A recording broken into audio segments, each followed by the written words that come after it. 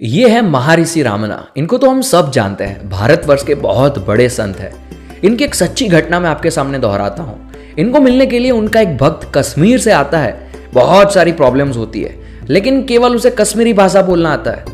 महर्षि रामना के सामने आकर वो बैठ जाता है। इन दोनों के बीच में लंबे समय तक कोई वार्तालाप नहीं होता है। थोड़ी देर के बाद वो महर्षि रामना के सामने हाथ जोड़ता है, मुस्कुराते हुए वहां से चला जाता है। दूसरे दिन सुबह महर्षि रामना का एक दोस्त उनके पास आता है और उनको कहता है कि गुरुजी, आपने मुझे बताया नहीं कि आपको कश्मीरी भाषा बोलनी भी आती है। महर्षि रामना पूछते हैं कि ऐसा क्यों कह रहे हो? तो वो उनका दोस्त उनसे कहता है कि आपने कल आपके कश्मीरी भक्त की कश्मीरी भाषा में उनके सारे प्रॉब्लम्स को सॉल्व कर दिया। महर्षि रामना कहते हैं कि मैंने उनसे कोई बात नहीं की और वहां से चले जाते हैं। वो उनका दोस्त प्रॉब्लम्स में रहता है, सोचता रहता है कि महर्षि रामना ने कोई बात नहीं की तो वो भक्त के प्रॉब्लम्स कैसे सॉल्व हो गए। वो एक दिन महर्षि रामना को जाकर फिर से पूछता है कि प्लीज मुझे बताइए कि आपने ये कैसे किया।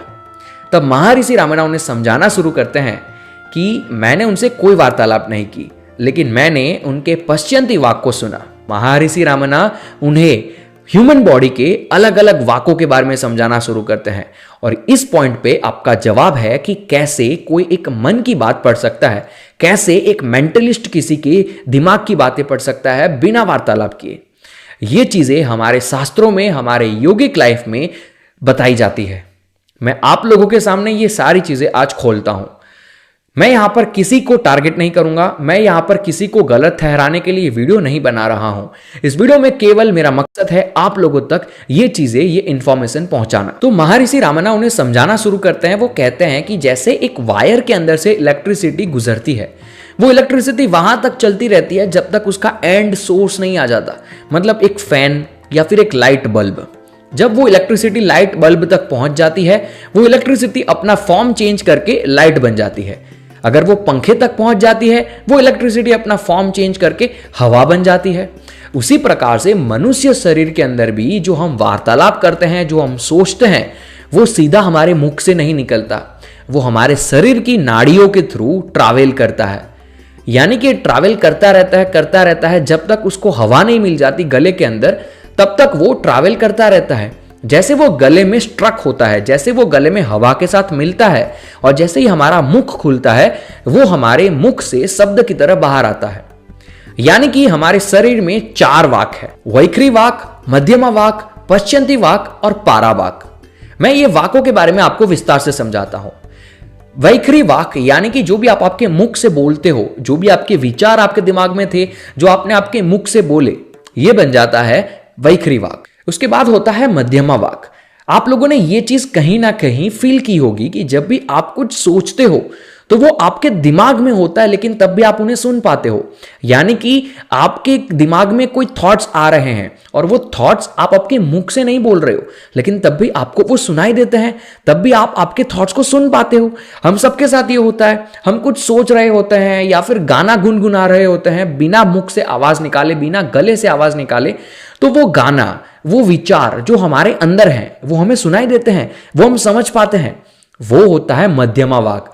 यानी कि ऐसी चीज जो आपके दिमाग के अंदर थॉट्स के फॉर्म में फॉर्म हुई है, लेकिन वो आपके मुख से एक वर्ड के थ्रू बाहर नहीं आई है, वो कहीं बीच में होती है, जिसे मध्यमा वाक कहा जाता है।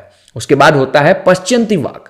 यानी कि अब आपके जो थॉट्स थे, वो थॉट्स ने हवा के साथ मिलन कर लिया है आपके स्वादिष्ठाना चक्र के पास, आपके मणिपुण्य चक्र के पास। इन दोनों के बीच में कहीं पर आपके जो थॉट्स थे, उसने हवा के साथ मिलकर एक एनर्जी फ्लो बना दिया है, जो कि आपके शरीर में ऊपर की तरफ आने लगता है और फिर आपके मुख से वो स्वर के थ्रू बाहर आ जाता है।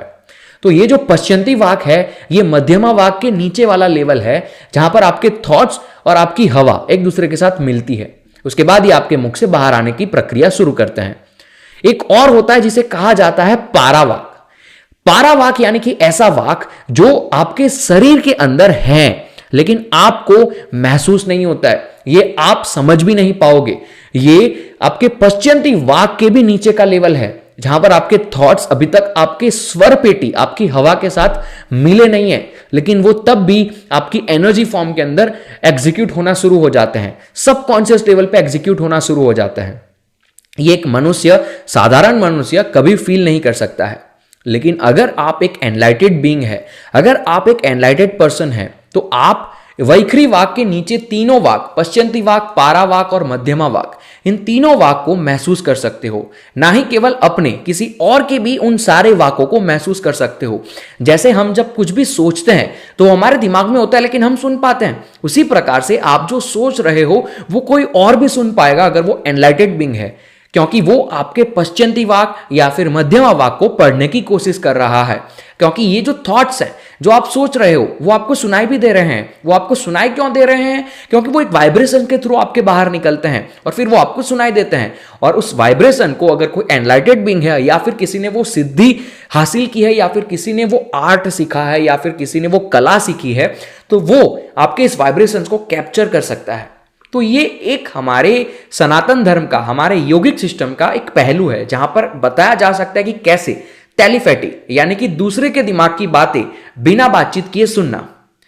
जो महादेव के सप्तऋषि थे, उन सप्तऋषि को भी महादेव ने जो ज्ञान दिया था वो बिना बोले दिया था, यानी कि डायरेक्ट माइंड टू माइंड। अगर आप लोगों ने कहानी पढ़ी होगी तो दक्षिणामूर्ति, जो भी महादेव का एक दूसरा फॉर्म माना जाता है, उनकी भी ऐसी ही सिमिलर कहानी है जहां पर वो बिना बोले अपने थॉट्स को किसी और को डिलीवर कर सकते थे, जिसे टेलीपैथी कहा जाता है। लेकिन ये हमारे इस वाकों के सहारे होता है। तो ये एक पहलू है जहां पर आप कह सकते हो कि एक मेंटलिस्ट कैसे किसी के दिमाग को पढ़ सकता है।